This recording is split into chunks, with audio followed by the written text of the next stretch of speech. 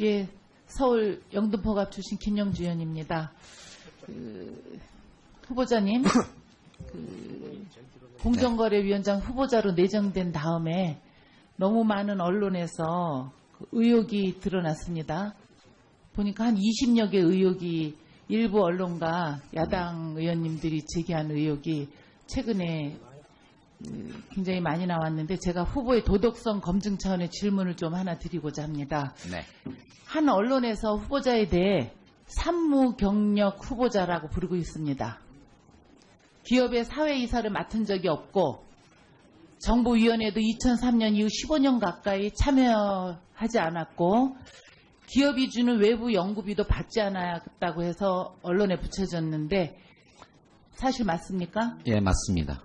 그리고 제가 가장 의아했던 점은 그 경제 경영학 교수들은 외부에 이렇게 사회이사도 많이 맡아서 그 회사를 건전하게 운영하기도 하고 바람직한 제안도 하고 이러는데 한 번도 그 사회이사를 하신 적이 없습니다. 네.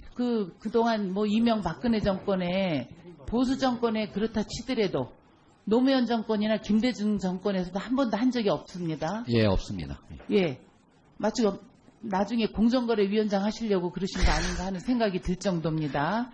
제가 왜 이런 질문을 드리냐면요. 후보에 대한 정책이나 대한민국의 지금 불공정 사회를 공정한 사회를 만들기 위해서 정책 검증을 해야 되는데 후보자로 내정되자마자 마치 기다렸다는 듯이 의혹에 대해서 국민들께서 많이 불안해하시고 또 의아해하시기 때문에 후보자께서 지난 15년 동안 이렇게 깨끗하고 또 도덕성을 잘 갖춘 후보자라는 걸 제가 또 말씀드리고 싶어서 한번 이런 질문 해봤습니다. 네. 소액주주 운동을 위해서 후보자가 대기업 주식 한 주씩 보유하셨었죠? 네, 그렇습니다. 근데 이마저 후보자 내정된 다음에 모두 매각했다고 발표했습니다. 네. 후보자가 소액주주 운동을 시작하게 된 배경과 운동의 성과는 뭐라고 생각하십니까? 아까도 나왔지만 제가 98년도에 노사정위원회 책임전문위원회를 했습니다. 그런데 그때 바로 OECD가 지배구조 모범 기준을 만들라고 회원국들한테 얘기를 했는데요. 이 부분에 관해서 아직 그 당시까지만 하더라도 우리 사회의 인식이 너무나 낮았습니다. 그래서 그 부분에 관해서 가장 앞서 있었던 참여연대 장하성 교수를 찾아가게 되었고요. 그것이 인연이 돼서 소액주주 운동을 함으로써 우리나라 국민들이 지배구조 개선의 어떤 필요성과 그 방법에 대해서 많은 인식을 갖게 되는데 기여했다라고 생각을 합니다. 예, 공정거래위원장 후보자로 되시고 나서 제가 첫 발언에 뭐 재벌개혁이나 뭐 이런 시장 논리를 얘기하실 줄 알았더니 프랜차이즈 가맹점법 등 골목상권 경제민주화를 첫 말씀을 하신 걸 제가 들었습니다. 예. 제가 저 화면을 좀 한번 비춰주시면 제가 19대 국회 전반기 때 그 정무위원회 간사를 맡아갖고 2013년 전 세계에서 가장 모범적으로 불공정 행위를 규제하고 있는 독일 연방 카르텔청을 방문해서 네. 선진국의 경쟁 정책을 배울 기회가 있었습니다. 네. 지금도 크게 달라지진 않았지만 당시에 한국 사회에서 크게 문제가 되었던 대기업 프랜차이즈 본사의 갑질 문제, 대기업의 일감 몰아주기, 그리고 카르텔 규제 방해에 대해서 안드레아스 문트 연방 카르텔청장과 많은 의견을 나눴습니다. 다음 좀 봐주십시오. 독일은 글로벌 기업이 단 한 번만이라도 담합에 적발되면 전 세계 매출의 10%를 과징금으로 부여할 만큼 불공정 행위에 대해서 엄격하게 규제하고 있었습니다. 초기에는 기업들의 저항도 굉장히 심했는데 점차 이해하면서 한 번만 불공정 행위를 하면 기업이 없어질 정도로 그런 인식이 다 됐고 불공정 행위가 없어야 그 나라의 경제가 정말 제대로 살 수 있다 할 만큼 그래서 이제 경쟁 정책이 경쟁력이 살아났다고 이렇게 얘기를 들었습니다. 그런데 그런 반면 지금도 우리 대한민국이 불공정 사회지만 그 불공정 사회를 만든 건 저는 공정거래위원회가 가장 큰 책임이 있고 중심에 있다고 생각을 합니다. 그래서 국민들께서 공정거래위원회를 불신하고 계시는 거고요.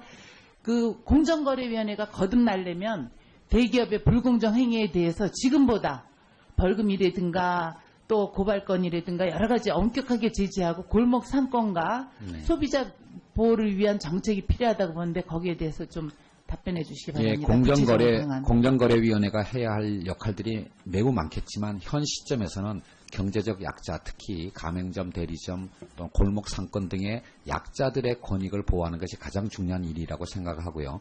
공정위가 그런 역할을 제대로 함으로써 공정한 시장 경제 질서를 만드는 것이 바로 한국 경제의 미래를 건설하는 데 가장 초석이 될 거라고 생각을 합니다.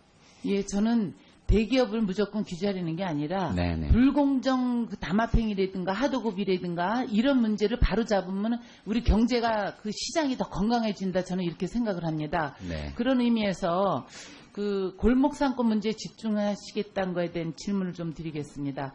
골목상권 지키기에 가장 시급한 문제는 전 대기업의 그 유통 복합 쇼핑물이 골목까지 들어오는 문제에 대해서 저는 굉장히 심각하고 골목 상권 피해를 막는 가장 우선이라고 생각을 합니다. 네. 2011년도에 그 23개에 불과했던 복합 쇼핑몰이 5년 만에 72개로 증가했습니다.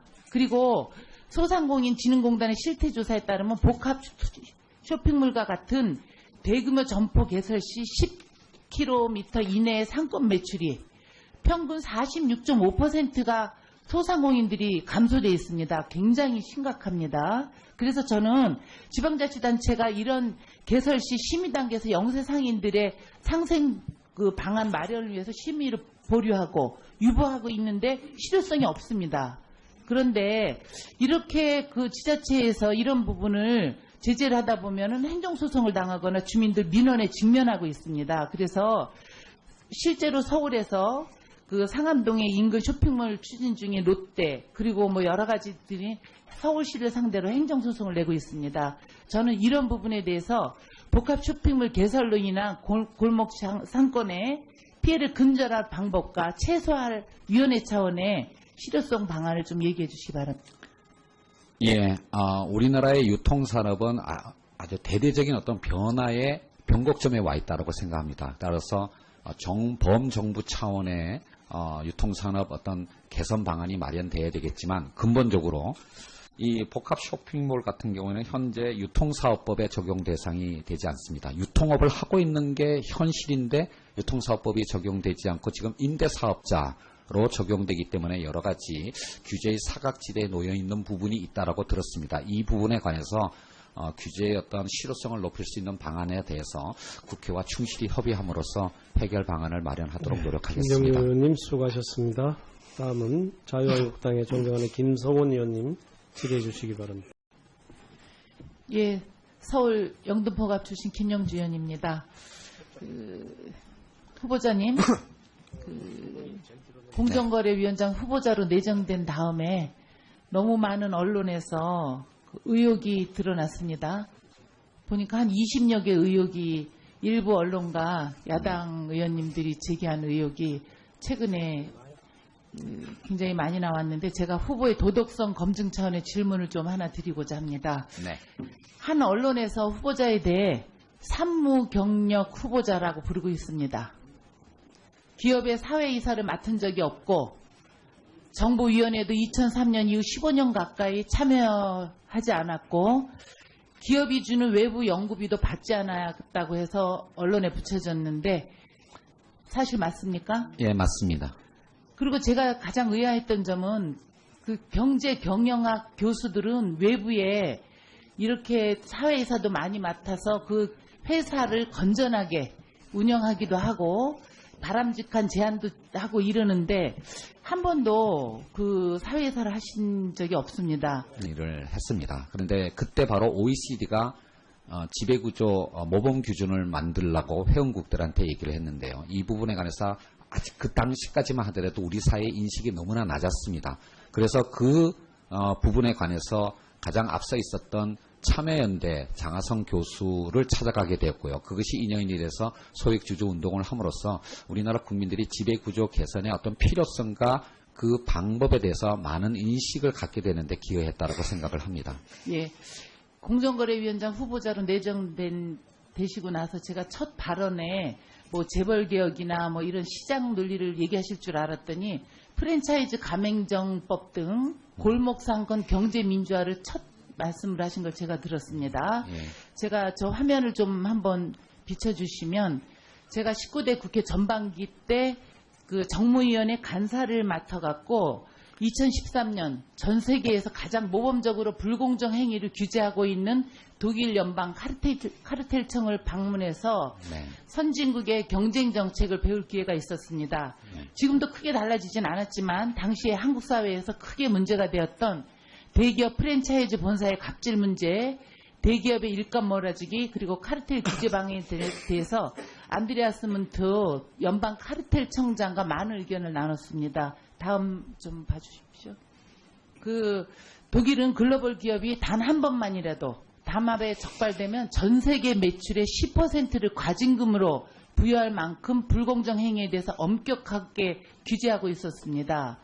초기에는 기업들의 저항도 굉장히 심했는데 점차 이해하면서 한 번만 불공정 행위를 하면 기업이 없어질 정도로 그런 인식이 다 됐고, 불공정 행위가 없어야 그 나라의 경제가 정말 제대로 살 수 있다 할 만큼 그래서 이제 경쟁 정책이 경쟁력이 살아났다고 이렇게 얘기를 들었습니다. 그런데 그런 반면 지금도 우리 대한민국이 불공정 사회지만 그 불공정 사회를 만든 건 저는 공정거래위원회가 가장 큰 책임이 있고 중심에 있다고 생각을 합니다. 그래서 국민들께서 공정거래위원회를 불신하고 계시는 거고요. 그 공정거래위원회가 거듭나려면 대기업의 불공정 행위에 대해서 지금보다 벌금이라든가 또 고발건이라든가 여러 가지 엄격하게 제재하고 골목 상권과 소비자 보호를 위한 정책이 필요하다고 보는데 거기에 대해서 좀 답변해 주시기 예, 바랍니다. 구체적으로 강한. 공정거래위원회가 해야 할 역할들이 매우 많겠지만 현 시점에서는 경제적 약자, 특히 가맹점, 대리점, 또 골목 상권 등의 약자들의 권익을 보호하는 것이 가장 중요한 일이라고 생각하고요. 공정위가 그런 역할을 제대로 함으로써 공정한 시장 경제 질서를 만드는 것이 바로 한국 경제의 미래를 건설하는 데 가장 초석이 될 거라고 생각을 합니다. 예, 저는 대기업을 무조건 규제하려는 게 아니라 네네. 불공정 그 담합행위라든가 하도급이라든가 이런 문제를 바로잡으면 우리 경제가 그 시장이 더 건강해진다, 저는 이렇게 생각을 합니다. 네. 그런 의미에서 그 골목상권 문제에 집중하시겠다는 거에 대한 질문을 좀 드리겠습니다. 골목상권 지키기에 가장 시급한 문제는 전 대기업의 그 유통 복합 쇼핑물이 골목까지 들어오는 문제에 대해서 저는 굉장히 심각하고 골목 상권 피해를 막는 가장 우선이라고 생각을 합니다. 네. 2011년도에 그 23개에 불과했던 복합 쇼, 네. 그동안 뭐 이명박근혜 정권에 보수 정권에 그렇다 치더라도 노무현 정권이나 김대중 정권에서도 한 번도 한 적이 없습니다. 예, 없습니다. 예. 마치 나중에 공정거래위원장 하시려고 그러신 거 아닌가 하는 생각이 들 정도입니다. 제가 왜 이런 질문을 드리냐면요.